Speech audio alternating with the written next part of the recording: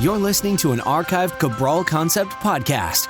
After listening to this show, check out the most up-to-date podcasts available at stevencabral.com/podcasts or search directly on iTunes.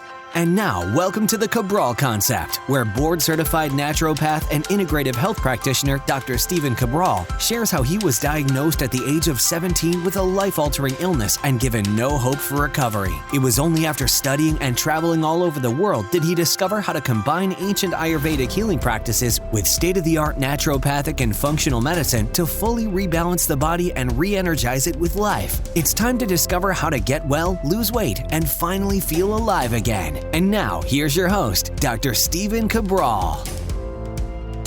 Thanks so much for joining me here today on this Training Thursday edition of the CabralConcept. I'm looking forward to getting back into a topic that actually I started to bring up. I don't know if you remember this, but I started to bring it up just a couple weeks back on one of our more popular podcasts where I went off on a little bit of a rant, and that rant was actually meant to, though, get people back on track with healthier eating, with regulating blood sugar, with not really depleting their body of all of their reserves. But I'm happy to be back, happy to be talking about this subject of how to actually create a nutrition meal plan and how to create an overall diet that will allow you to get the most out of your exercise and the most out of your workouts themselves. So we're going to start with this basic principle that you cannot fool your body. So a lot of people out there right now, they're reading the books, the magazines, or the articles, seeing the videos online that are teaching them to go very low carb, or they're teaching them to deprive themselves of one of the main macronutrients, such as protein, carbs, or fat, for too long, right? So there's a difference between cyclical low carb or going low carb for many months at a time. And that's part of what we want to talk about today. The other part is this, is that there's a lot we can do in the short term that will be beneficial, but in the long term would be absolutely detrimental to your body. So one of those things in the short term that I like to talk about, and you're going to see this all the time, is that as we begin to lower our calories, we begin to then tap into more body fat, as long as we're doing a good job at basically keeping enough of the nutrients in throughout the day. So as we lower calories, we're hypocaloric. That means that we're taking in less calories than we need every single day, so our body then has to tap into some energy reserves. Now, those energy reserves are set up in the body as glucose or glycogen, which is stored in your liver, and your liver is that big organ under the right side of your rib cage. And as we begin to deplete glycogen in a stress-based situation, well, it could then tap into more body fat if it's not too stressful a situation, or of course, as I've spoken about before, your body will start to make its own glucose by breaking down tissues or whatever it might be. But let's just say you're in the proper rested, relaxed state.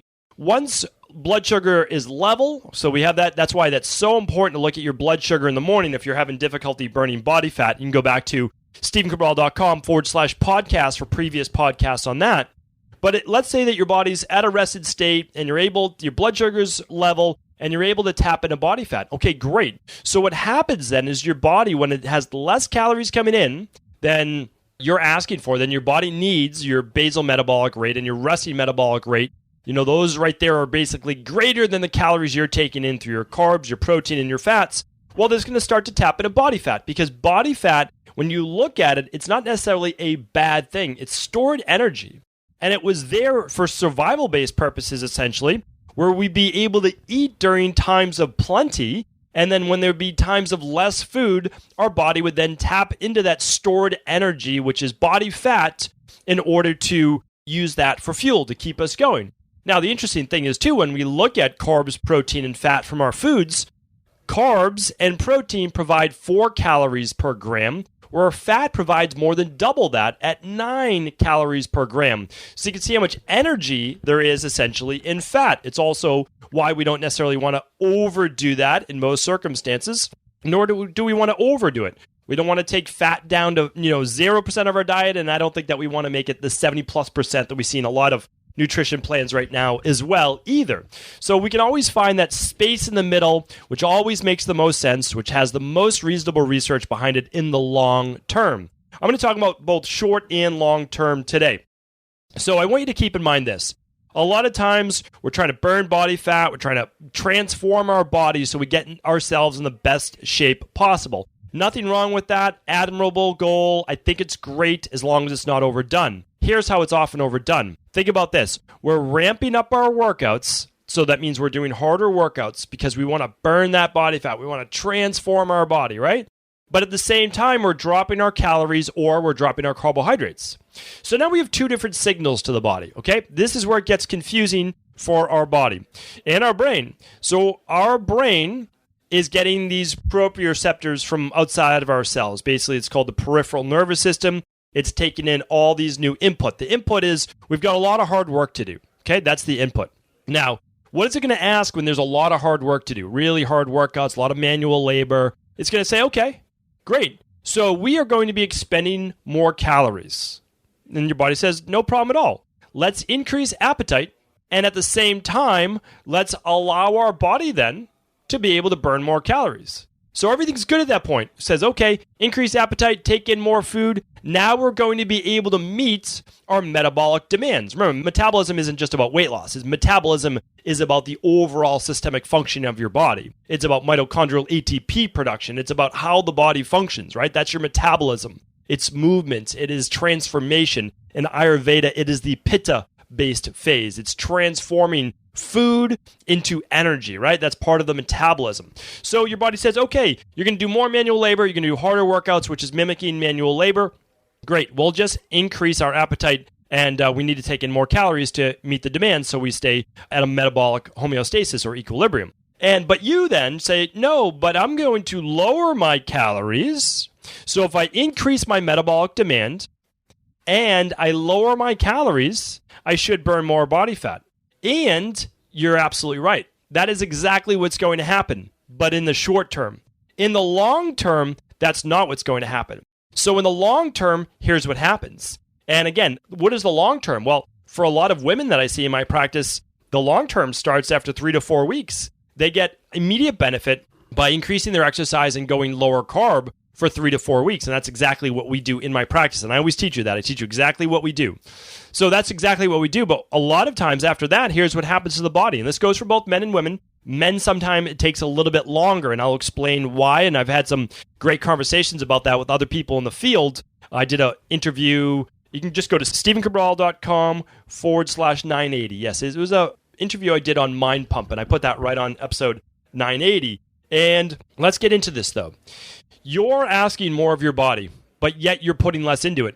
Remember, you're trying to feed the furnace, right? So you're ramping up the furnace. You've got this fire going. Well, the fire needs fuel. It needs fuel. And what happens if it doesn't get enough fuel? Well, that fire is going to die out. Well, that is your energy. Think of that as your energy. It's going to peter out if you do not provide it with enough calories. And for, again, a lot of women, that's after about the 3 to 4 week mark. Most women after 6 weeks. So here's what happens. Your body says, okay, we're going to burn more body fat. But after a while, 3-4 weeks of no more additional calories coming in, or especially carbohydrates, which, by the way, carbohydrates are your body's preferred fuel source. Please don't let anyone else tell you. Don't let anyone tell you that your body's preferred fuel source is ketones. It's absolutely not true. It's completely unfounded. Ketones can be used as a last resort fuel source. I just want to repeat that. Ketones are a last resort fuel source. It means that you are in a survival-based situation. It means that you can't find food, and it means that your body must go through a very large and extensive metabolic process. Rather than using carbohydrates or glucose when needed, it has to produce ketones. There's a lot of metabolic waste that takes place as well. There can be acidifying overall of the body, and I don't mean that from the blood. A lot of people will say, well, that's not true. Your body doesn't get acid. I'm not talking about that in terms of changing your blood pH. Your blood pH, again, I've spoken about this before, but I know that I have to keep reiterating every time I say acid and alkaline. But acidity is 7.356 is your blood pH on average. You can go to 7.5. It can basically go down to 7.2. Anything above or below, you are no longer with us. That's it, right? Because your blood has to maintain that pH. But here's the other thing. It can happen at a tissue level. The interstitial milieu, the cellular waste, it's different. There's a difference between burning oxygen, between using ketones, between using glycogen, and it burns differently. Your body also needs more alkaline buffering minerals, which means you can go through your minerals faster. What does that mean? Well, it means that your body uses more phosphorus or calcium as a buffer, as an alkaline buffer, a mineral for when the tissues get more acid. Well, what does that mean? Well, it means that your body will begin to pull reserves, whether it's mainly from bone, and then we see all of this osteoporosis, osteopenia as people age. Well, it didn't happen when you were 60 years old or 70 years old or happened at 80 years old. It happens right now. It's a slow degradation of the body. So what I'm saying is this, is that you're not going to fool your body. What we have to look at is this. If the training ramps up and you keep your calories low or you keep your carbohydrates low for too long, it's going to slow down your metabolism. A lot of people don't know that, but when they're in a state of ketosis or they do a keto-based diet for too long, their body can now get by on 1,000 calories a day, 1,200 calories a day. I actually had this talk with Thomas DeLauer before previously as well. We had a really good talk, and he's a proponent of the keto diet, but he also is a smart guy. He realizes what's happening in the body. And again, I think it's fantastic. We need everyone teaching about these things. So we said this, is they say, oh, well, on keto, you can get by on less. And I say, exactly. But that's literally proof that your body is slowing its metabolism. You can now get by on 200 calories less, 500 calories less. Eventually you can get by on much, much less. Because being able to get by on less literally means your metabolism has slowed. A lot of people aren't making that connection. If you used to be able to eat 1,800 calories and maintain body weight, but now you can maintain body weight at 1,200 calories, you are now 600 calories less. Your metabolism slowed by 600 kilocalories per day. Like the energy use is now lower in your body. We know that just by eating. If you went back to eating 1,800 calories, you would gain weight, showing you that your metabolic rate has actually dropped from being on this more survival-based diet. So that's why I want people to understand, we do low carb. I'm teaching it to all of my integrative health practitioners now.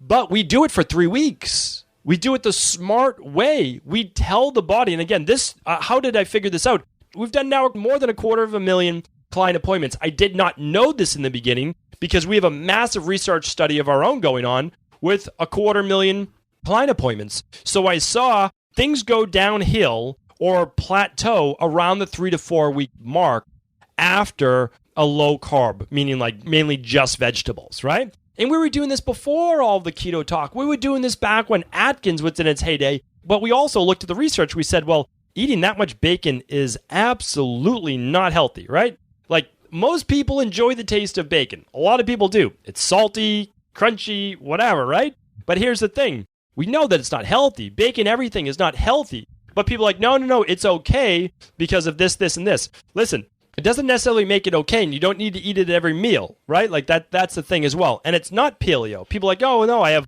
bacon for breakfast, then I have bacon on my grass-fed burger at lunch, and then I have salmon wrapped in bacon at night. That is not paleo. Like at no point would that ever be considered paleo. Not in the wildest imagination of any Paleolithic person. Because you did not wake up to having bacon. And you did not wake up and somehow kill a cow and turn it into a burger and then put bacon on top from a pig that you found, right?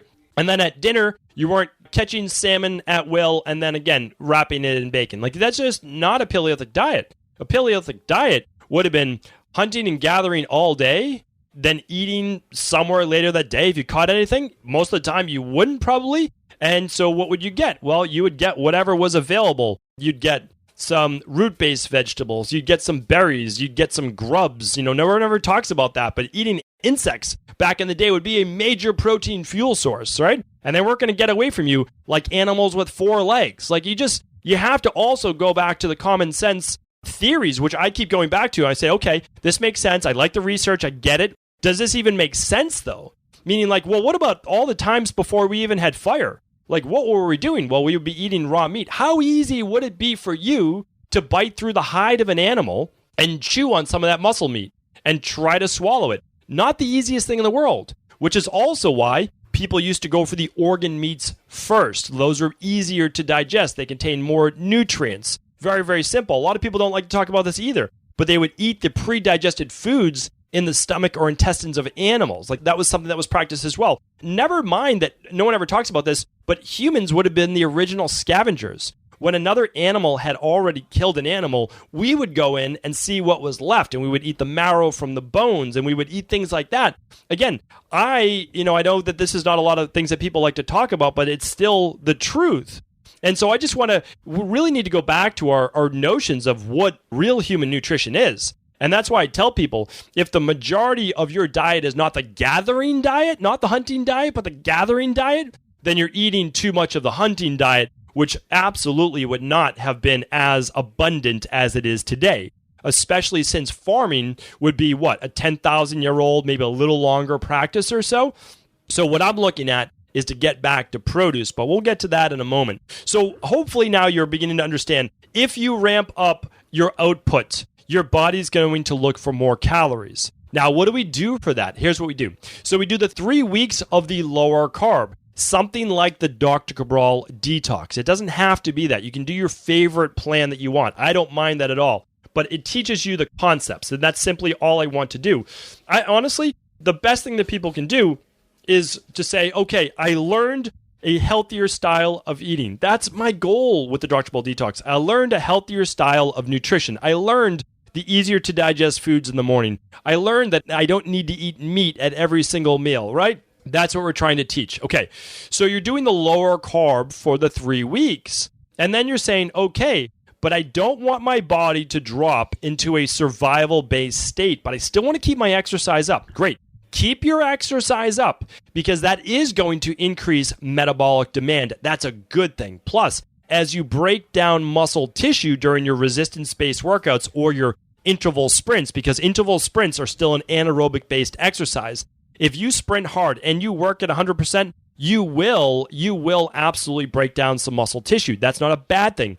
That increases metabolic response. It increases protein synthesis. Your body needs to rebuild itself. Now remember, if you're not taking in enough protein, if you're not taking in enough carbs, if you're not taking in enough fat, you cannot begin to rebuild all of that tissue in your nervous system. Think fats for the nervous system and brain. Think proteins for your overall muscle tissue from the amino acids. And think glucose from your carbs for helping with the nervous system-based repair, for energy reserves, and to also fill up muscle glycogen stores, which no one ever talks about. Remember, your muscles use that too. That's really, really important. Your muscles are actually the largest reserve and preserve of all the glycogen in your body. You have your bloodstream. When that gets low, you have your liver. And then eventually, if needed in a fight or flight based situation or high stress, you will tap into your muscles. And that's why when I do glucose-based testing for those people on a low-carb or keto diet, and after their workout, you still see a spike in blood sugar. And if they do a big cup of coffee too, and it affects them, you'll see a spike in blood sugar, yet they're taking in no sugar at all. I've explained this before. And that's why you cannot fool your body. That's what this goes back to. So here's what I want you to think about. Here's what I want you to do. In order to match your nutrition to your exercise, and you're looking to transform your body, I did a show on this already about pre-workout and post-workout meals. I do hope that you'll tune back into that at StephenCabral.com/podcast, pre-workout, post-workout meals. Again, any questions you ever have too, simply go to CabralSupportGroup.com. That's our free Facebook group. You're allowed to ask questions in there. My health coaches are amazing, and they are literally in there every day. Laura and Rachel and Michelle and Julia's in there and Caitlin's in there, and they're all answering questions and directing you to which podcast and which labs might be best for you, which protocols, all of those things. And again, we're not treating, we're not diagnosing, and we're not curing disease. What we're helping people is to rebuild their body at a cellular level. We're helping to replace those deficiencies, remove those toxicities, and when that happens, your body takes over, and when your body takes over and it rebalances itself, miraculous things happen, right? So that's what it's all about. So here's what you need to do. After those 3 weeks, and I also teach this on a previous podcast called How to Transition Off a Low-Carb Diet. Check out that podcast as well. There's only so much we can go over, right? In 20, 25 minutes or so a day. So here's what we want to do, though. After the 3 weeks, we're going to begin to add in some of those berries to your smoothie in the morning. Low glycemic berries. We're going with what your body can handle with a lot of fiber as well. We're going to add in wild blueberries, all right? That's the ideal. Wild blueberries in that smoothie in the morning. You don't want to do blueberries? Check out cherries. Cherries are low glycemic, packed with all sorts of antioxidants, a lot of vitamins and minerals as well. Feel free to use any of the berries, though, that you'd like, or you can mix them up. So we want to add those in the beginning. Now, we want to add those in the beginning. Why? Well, they provide some glucose. It's true, but a lot of fiber, so it's going to be slow digesting, especially if you mix that with the daily nutritional support, okay? So you get all your vitamins and minerals. But what we're trying to do is this. We're trying to provide your body with a lot of micronutrients and just a little more carbs so that it knows, it gets the signal, hey, there's more food, there's carbohydrates, there's our preferred fuel source. We're not starving after all. We've found food. Great. So now your body says, okay, we can ramp back up fat burning. We don't need to slow metabolism. Then we see how your body does with that cup of berries or so in your smoothie in the morning. And then after that, what do? Well, after that, we say, are you still continuing to burn body fat? Are you still continuing to lose, on average, if your goal is weight loss, 1% of your body weight per week? Well, what does 1% look like? If you weigh 150 pounds, it's 1.5 pounds per week on average. Over a month, it should be 6 pounds. Okay, 4 weeks times 1.5, 6 pounds. Now, 1 week it might be 1 pound. Another week it might be 2 pounds because it's not going to be always the same. On average, 1.5 pounds per week or 1% of your body weight. That's a good amount to lose per week after your initial 3 weeks of, again, something like the Dr. Ball Detox or an elimination diet or however you want to do it. If you're working with a personal trainer, maybe they have a plan for you. That could be tremendous. The first 3 weeks, we see people lose anywhere between 10 and 15 pounds. We've had people lose 22 pounds in 21 days. But again, they had more weight to lose. If you have 10 pounds to lose, you're not going to lose 21 pounds in 21 days. That's not going to be it for you. But if you're coming in and you're 30, 40, 50 pounds away from your goal weight, you'll lose more weight. Again, I'm never one to hype up anything. I'm just not that person. I tell you exactly how it works in the real world. We have as much research as anyone in the world about what works and what doesn't work. And I just try to share that with you for what's realistic. And I will tell you as well, men are able to go a little bit longer with that low carb than women are. And that seems to be a inherited genetic base factor as well. I do believe that for whatever reason, men do a little bit better with fasting. They're able to go a little bit longer. And I've explained why before. I don't want to go through this. I went through it. And again, I'm always happy to, but that will be another half hour. So I'm going to give you the reason why.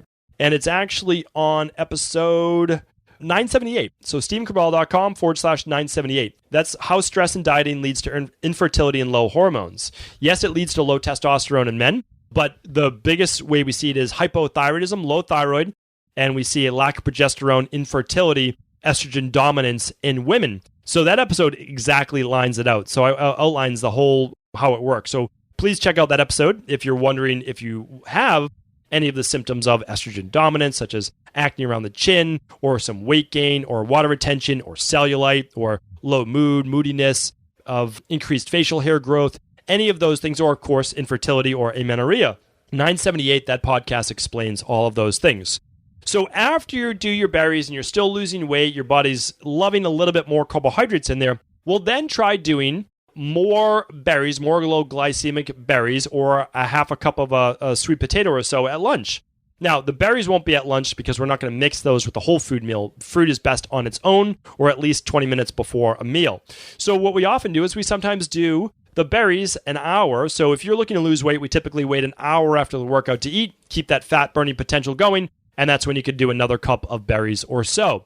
So there's a lot of different ways to do this, but what I want you to understand is this. That was weight loss. You can only try to fool your body for so long, and it's why we only go 3 weeks. Now, after that, what will we do? Well, we'll get the person back to adding those carbs every day, and then what we can do is we can do a 24-hour fasted day if we want. We can go a Sunday night to a Monday night, right? Dinner Sunday night, and then have dinner Monday night, and then nothing in between on a Monday. We could try that, right? And then go back to the other days as well. I have so many different shows on these particular things to do that with what's called our one-day reset diet. You can check that out. You can look that up as well, our one-day reset diet. That works incredibly well. And then we also do something called a refeeding meal or carb-loaded meal or a cheat meal or a flex meal, whatever you want to call it. But at least once a week for everyone after the 21 days, we do a meal that's going to have quite a bit of carbohydrates in it. That larger amount of carbohydrates tells your body food is here, survival state, lower metabolic rate can end. We also restore what's called leptin and ghrelin that way. Those are the satiation and fat signaling hormones that tell your body to start burning body fat. That's the easiest way to say it. I have a whole show on leptin and ghrelin. Simply go to stephencabral.com/podcast and type in LEPTIN in quotations. That will pull up the leptin and ghrelin-based podcast, the two fat-burning hormones it might be called. So check that out. Again, all previous podcasts go through this. I want to end with this. If you're someone looking to gain muscle, one of the worst things you could do, the absolute worst things you could do, is to remove carbohydrates from your diet, okay? Sure, it could be fine for an endomorphic body type, a larger body type that's prone or able to put on mass more easily. But if you're a hard gainer, someone who has a difficult time putting on muscle, or if you feel like you're losing muscle, one of the worst things you can do is deprive your muscles of muscle glycogen, which makes up a lot of what's called the fluid in the cell and the muscle tissue called the sarcoplasm. So it's not a great idea. Could you do different types of cyclical reloading of adding more carbohydrates? Sure. But it's my opinion, and what I've seen work to a much greater degree, your body, especially when it's trying to gain weight, needs to know that it's not in a lowered metabolic state. It needs to know it's not in a survival-based state, because every pound of muscle you put on requires more calories per day.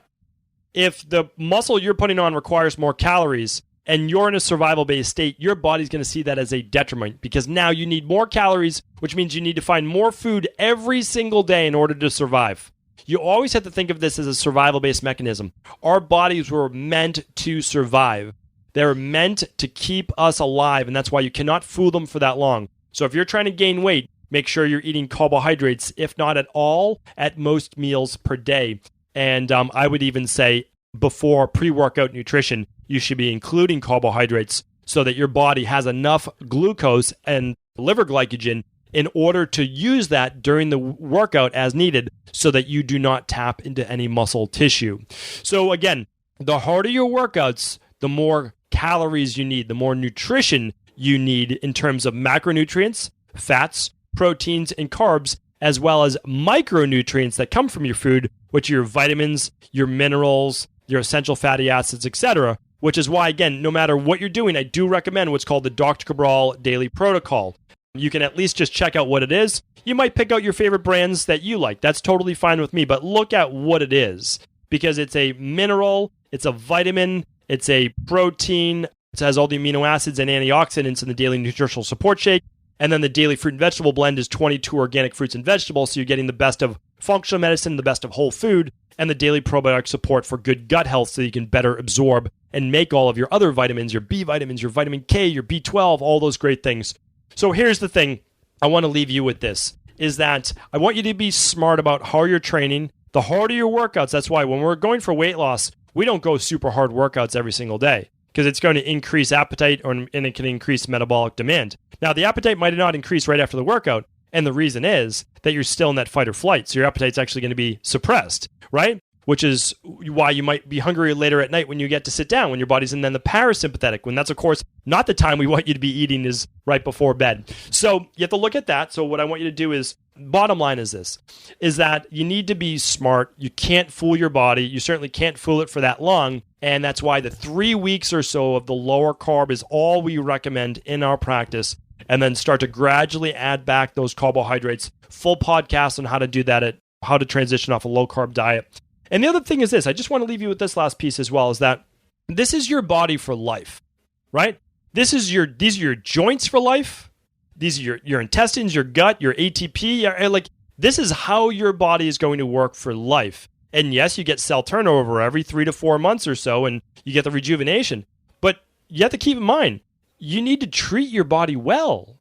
Like, there's something about short-term results, and I think those are great. But think about the long term. You're hopefully going to be on this earth for a long, long time.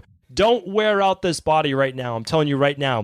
Find a healthy balance. You can achieve all the goals you want for your wellness, your weight loss, and your anti-aging, and you can do it all in a smart way. Hopefully today's podcast was helpful. A lot of fun for me to always talk about training and nutrition. That was my start. That's what I love. Still do it today. So thank you so much. If this show is helpful, please do feel free to pass along to anyone else it could serve. Are you ready to heal yourself and then go on to heal others? If so, the Integrative Health Practitioner Institute can help you discover proven functional medicine protocols that blend the best of 7 different healing disciplines from around the world. I personally share with you the exact handouts and protocols I use in my private practice that enable people to get well, lose the weight, and live longer, stronger. I want to pass this information on to the next generation of health coaches, and that is exactly why I created IHP. We are the future of the health coaching industry, and the skills and knowledge you will learn will make you an in-demand certified health coach anywhere in the world. Although we have many medical professionals taking the IHP certifications, no experience is necessary, and half our members have no previous health certifications. At the Integrative Health Practitioner Institute, our motto is a health coach in every home. Our goal is that you take this knowledge and then share it with family, friends, loved ones, your community, or in a practice where you create a career you love and can be proud of. The global IHP community is filled with some of the most kind and caring people in the world, and we can't wait to welcome you into our world soon. For more information or to set up a discovery call with one of our IHP Health Coach graduates, simply head over to integrativehealthpractitioner.org.